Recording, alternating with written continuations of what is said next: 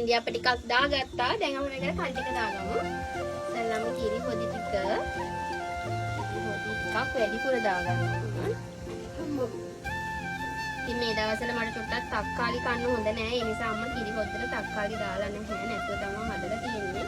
ඔන්න මම කිරි හොදි ටිකක් වැඩිපුර දාගත්තා. දැන් තමයි රසනක එකතු කරගන්න යන්නේ. ඒ තමයි අපේ පොලොස් කරි එක. ඉතින් පොලොස් කරි එක ඉන්දියාප්ප ඔයගොල්ලෝ කාලා තියෙනවද? කාලා බලන්න. කාලා නැත්තම් ඒක මාරම රසක් තියෙනවා. ඉතින් දැන් කන්න තමයි හදන්නේ.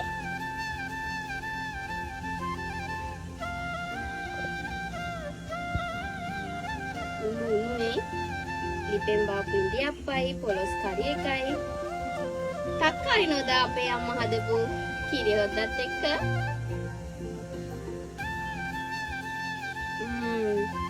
ආරම රසයි.